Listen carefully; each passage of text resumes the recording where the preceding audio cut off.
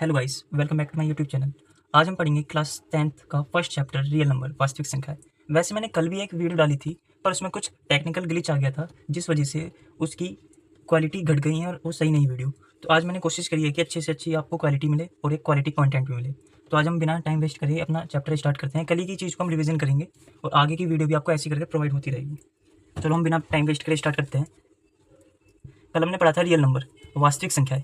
तो हमने सीखी थी कि जो वास्तविक संख्या है वो तो दो तरीके की रहती हैं, एक वास्तविक संख्या है और एक काल्पनिक संख्या है। जो वास्तविक संख्या है सभी संख्याओं का ग्रुप वास्तविक संख्या कहलाती है। और काल्पनिक संख्या वो होती है, जैसे हमने हमेशा देखा है कि रूट में से 4 वापस तो आ जाता है, जैसे रूट का 4 का आंसर होता है 2। पर अगर रूट में माइनस हो तो -1 इंटू रूट 4 हम अलग अलग कर लेंगे, 4 का हो जाएगा 2। पर -1 का क्या होगा? क्लास 11th में हमारा एक चैप्टर है कॉम्प्लेक्स नंबर, जिसमें हम सीखते हैं कि √-1 का मान होता है आई, जिसको हम आयोटा भी कहते हैं।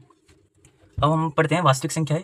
वास्तविक संख्या वह संख्या होती है जिसमें सारी संख्या आ जाती हैं। एग्जाम्पल दें हम, जैसे पूर्णांक। सबसे पहले पूर्णांक लेते हैं। पूर्णांक जिसमें धनात्मक तथा ऋणात्मक तथा जीरो सभी प्रकार की संख्याएं आती हैं, पूर्णांक कहलाता है। जैसे हम देखें, 0 से लेकर 1 और सेकंड, थर्ड और अनंत तक, मतलब प्लस की सारी संख्या है, और -1, -2, -3 और माइनस के अनंत, मतलब माइनस की भी सारी संख्याएं, मतलब कि ऑल नंबर्स आर इंटीजर्स, पूर्ण संख्या रहती हैं। अब हम पढ़ते हैं कि पूर्ण संख्या क्या होती हैं। पूर्ण संख्या होल नंबर किसे कहते हैं? वह संख्या जो शून्य से स्टार्ट होती हैं, होल नंबर कहलाती हैं। एग्जाम्पल देखें हम, 0, 1, 2, 3, 4, 5 एक्सेट्रा आगे तक, अनंत तक। अब हम पढ़ते हैं प्राकृतिक संख्या, नेचुरल नंबर का मतलब रहता है वह संख्या जो प्रकृति से प्राप्त हुई, मतलब वह संख्या जो 1 से स्टार्ट होती हैं प्राकृतिक संख्या कहलाती हैं। ये देखिए, अगर हम एग्जाम्पल की बात करें तो 1, 2, 3 कहाँ तक? अनंत तक। बस इसमें 0 शामिल नहीं होता, जिसमें 0 शामिल होगा वो होगा पूर्ण संख्या है। आगे हम पढ़ते हैं सम संख्या। ये तो आपने हमेशा से पढ़ी होगी, आप इसे पढ़ते ही आ रहे हो। क्या है इसमें? वह संख्या जो 2 के टेबल से कट जाती है, विभाजित हो जाती है। विभाजित का मतलब कटना, 2 से कट जाती हैं तो क्या कहलाएगी? वो सम संख्या। जैसे 0, 2, 4, 6, 8 एक्सेट्रा अनंत तक। अब इसमें बहुत ज़्यादा इंपॉर्टेंट ये नोट है, बहुत ज़्यादा।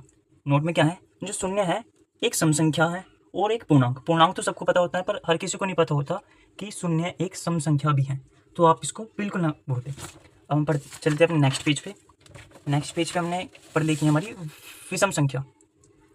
वह संख्या जो 2 के टेबल से नहीं कटती, कटेगी, वो संख्या कौन सी कहलाएगी? वो कहलाती है विषम संख्या। वो कहलाती है हमारी विषम संख्या। एग्जाम्पल देखिए, जैसे 2 से कटने वाली संख्या है 2, 4, 6, 8, जो इनके बीच में रह जाती हैं, जैसे 1, 3, 5, 7, ये सब कहलाती है हमारी विषम संख्या है। अब उसके बाद आती है हमारी भाज्य संख्या और एक अभाज्य संख्या। ये बहुत ज़्यादा इंपॉर्टेंट क्वेश्चन है, इंपॉर्टेंट टॉपिक भी है, और इसमें से पूछने वाली क्वेश्चनों की संख्या भी ज़्यादा है। तो हम इसको पढ़ते हैं। वह संख्या जो एक से और सभी से कट जाए वो कहलाएगी भाज्य, क्योंकि नाम से स्पष्ट है, भाज्य है मतलब सबसे कटने वाली संख्या। एग्जाम्पल देखिए, 12 है। जैसे 12 1 से भी कट जाता है, 2 से भी कट जाता है, 3 से भी कट जाता है, 4 से भी, और अपने आप मतलब 12 से भी कट जाएगा, भाज्य संख्या कहलाएगी। और एक नोट इसमें भी एक बहुत इंपॉर्टेंट है। नोट जो भी मैं लिखा हूँ आपको इसको अपने नोट के एक बॉक्स में बना लेना है। ये बहुत ज़्यादा इंपॉर्टेंट है आपके एमसीक्यूज़ के लिए, क्योंकि एमसीक्यूज़ आपके बोर्ड पेपर में 20 एमसीक्यूज़ है, तो इनको हल्के में मत लेना। ये वार्निंग भी है आपके लिए और इंपॉर्टेंट नोट भी है। सबसे छोटी जो भाज्य संख्या रहती है वो 4 रहती हैं। ये पूछ लेता है एग्जाम में कि सबसे छोटी भाज्य संख्या कौन सी है? 4।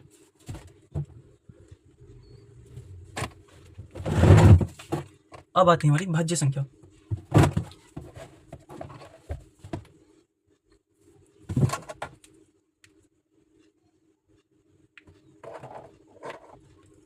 अब आती है हमारी अभाज्य संख्या। वह संख्या जो 1 से नहीं कटती।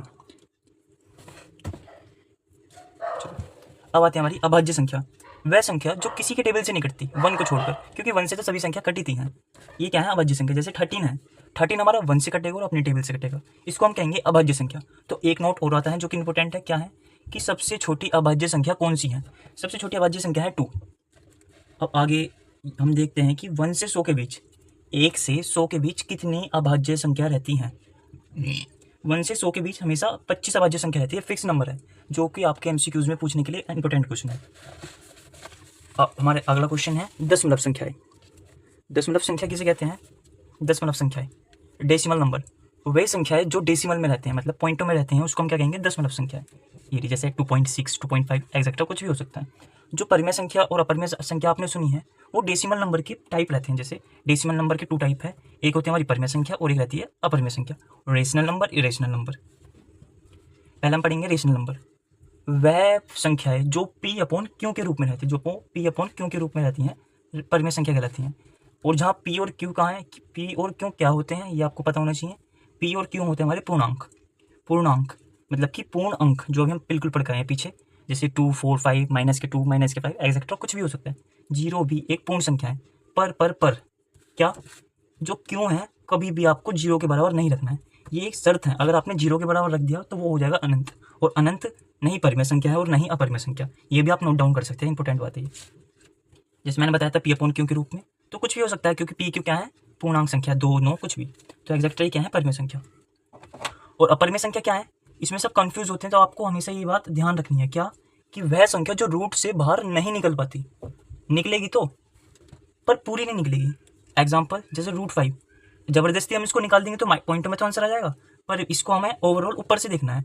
जैसे रूट के 4 हैं, रूट के 4 में से 2 तो संख्या निकल सकती है, क्योंकि ये 4 स्क्वायर मतलब 2 का स्क्वायर रूट होता है, जबकि √5 नहीं निकल सकती, क्योंकि इसकी पेयर भी नहीं बनेंगे। अगर निकलेगी तो ये पॉइंट में निकलेगी। अपरिमेय संख्या होती है। और इसमें एक इंपॉर्टेंट नोट भी है, जैसे कि सबको पता होता है कि पाई का मान 22/7 रहता है। पर अभी हम सीख के आए हैं जो भी संख्या बटे में रहती है, मतलब पूर्णांक के रूप में बटे में रहेगी, ये p क्यों है तो ये पूर्णांक है, तो ये संख्या तो हमारी परिमेय संख्या कहलाएगी। पर जो पाई रहता है ना, ये एक अपरिमेय संख्या है। ये मोस्ट रिपीटेड क्वेश्चन है, ये मोस्ट रिपीटेड क्वेश्चन है एमसीक्यूज के लिए। एमसीक्यूज के लिए बहुत मोस्ट रिपीटेड क्वेश्चन है, तो आप इसको मत याद करने के लिए भूलना। यहाँ से कट कर दूंगा। अब एक क्वेश्चन आता है कि जो सबको पता रहता है कि पाई का मान होता है 22/7, और मैंने ये भी बताया कि आपको जो बटे में संख्या रहेगी वो रहेगी परिमेय संख्या। तो आपको क्या याद रखना है, जो 22/7 है ये तो परिमेय संख्या है, पर जो पाई है और यह एक अपरिमेय संख्या है। और ये वाला क्वेश्चन मोस्ट रिपीटेड है आपके एमसीक्यूज के लिए, तो आप इसको याद करना मत भूलना। अब आते हैं परिमेय संख्या। जो परिमेय संख्या तो अभी हमने पढ़ लिया, जिसके वह संख्या जो बटे के रूप में रहती हैं परिमेय संख्या कहलाएगी। पर इसके 2 पार्ट रहते हैं, 2 टाइप की रहती हैं, एक रहती है शांत दशमलव, एक रहती है शांत दशमलव।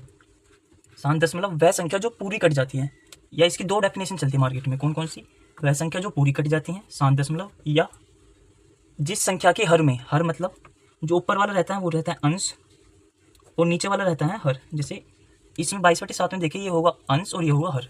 तो इसने क्या कहा है, जिस संख्या के हर में 2 और 5 की पावर बने, मतलब 2 की पावर n कुछ भी हो सकती है और 5 की पावर भी कुछ भी हो सकती है, इन दोनों की पावर बने तो हम क्या कहेंगे, ये शांत दशमलव है। और अशांत में क्या कहेंगे, इसका उल्टा, वह संख्या जो पूरी नहीं कटती अशांत दशमलव कहलाएगी, और वह संख्या जो काटने के बाद रिपीट होती जाती हैं अशांत दशमलव कहलाती हैं। अशांत दशमलव, जब अगर हम इसके एग्जाम्पल की बात करें, जैसे 3 अपॉन नीचे अगर कुछ भी हो, बस हमको एलसीएम करने के बाद 2 और 5 की पावर मिल रही है, तो हम कहेंगे ये एक अशांत दशमलव है।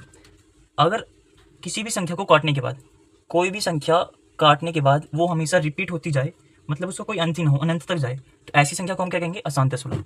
तो गाइस, हमारी वीडियो पहले ख़राब होने के कारण हमने इसको एक बार दोबारा बनाया है, तो आप इस वीडियो को लाइक करिए, सब्सक्राइब करिए, और आपको ऐसी ही वीडियो रोज़ाना एक और एक मिलती रहेगी।